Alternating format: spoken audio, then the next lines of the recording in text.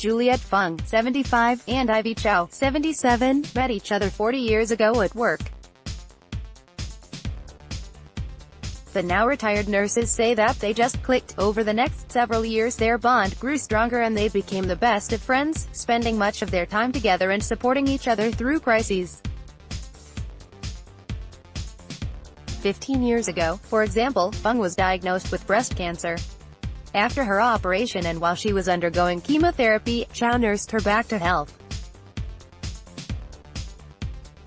"Ivy kept me company the whole time," she shares. Thanks to her compassion and care, the recovery process was a lot more bearable.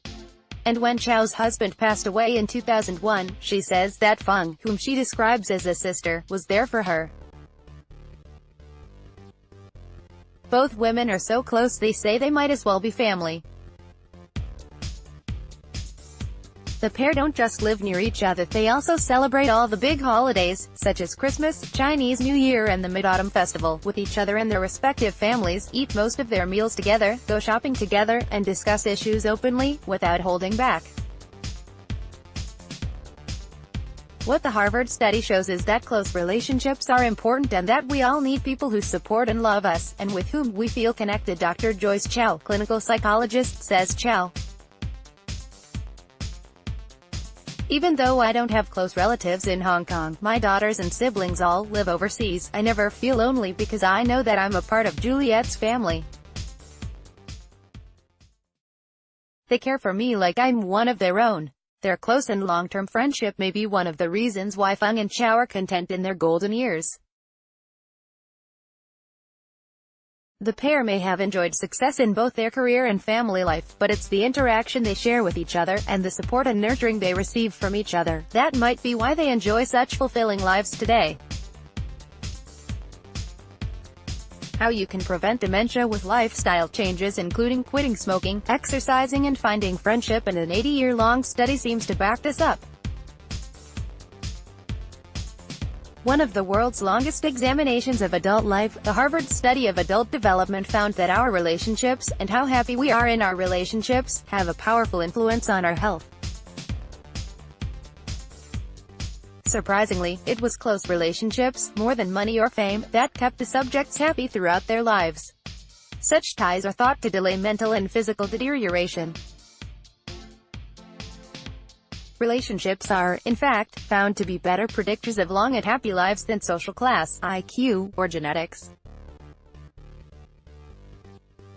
What the Harvard study shows is that close relationships are important and that we all need people who support and love us, and with whom we feel connected, says Dr. Joyce Chow, a clinical psychologist at Dementia Center in Central.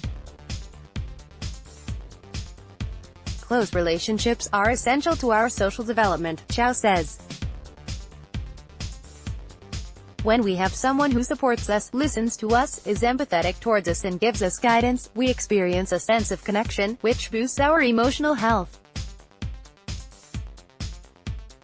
Why moaning does you no good and how to stay cheerful in the face of adversity. There are also friends who might give us informational support. For instance, they might share their knowledge with us. There are those who give us instrumental support in the form of physical help, such as babysitting for us when we have to go out, or running errands for us if we are sick. When you have a large social network, with different types of friends who support you in various ways, things get done. Chow adds. When how much we know about ourselves is limited if we are isolated. Being with others helps us understand who we are and shows us different parts of ourselves. This, too, contributes to our self-development. In addition, having close relationships helps with our physical health, as it's been shown to reduce the risk of depression and dementia in old age. And if you are sick, Chow says that you tend to handle the illness and pain better if you have supportive relationships. How to hold off aging and dementia with the power of positive thought. The quality of these relationships is also important, says Chow. It's not about how many friends you have, it's the quality of these relationships. Having one or two close friends whom you enjoy being with and can rely upon, is far better than knowing a lot of people and not sharing any close connection with them. I treat Juliet the way I want to be treated, and vice versa.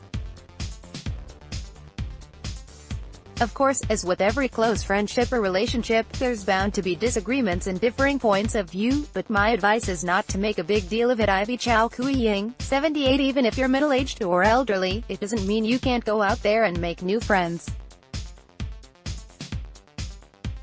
Establishing new connections and friendships isn't something that stops after you leave school or when you retire. It's a lifelong process. If you don't really have a network of friends, it's not too late to build one. Go to places where you have a good chance of meeting new people, like the gym, volunteer for causes that are close to your heart, or join groups whose members share your interests. Of course, the older we get, the more resistant some of us might be towards accepting new friends into our lives, but Chow says it's good to keep an open mind and be receptive to new people. Remember, too, that all relationships take work to maintain, so continue to stay in touch with old friends, even if they live far away. You don't have to see one another all the time, Chow explains. But reach out to them every now and again, show them you care, and try to maintain some emotional connection with them. Good relationships don't just happen on their own, they require effort to help them strengthen and grow.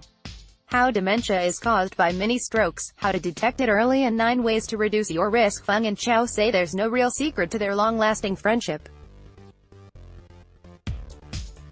Apart from seeing or at least talking to each other every day, the women say that they trust each other with secrets, are free to be themselves with each other, and make it a point to treat each other well.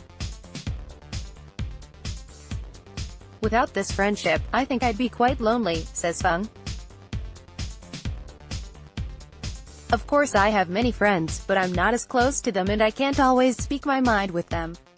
We appreciate and respect each other, Chow adds. I treat Juliet the way I want to be treated, and vice versa.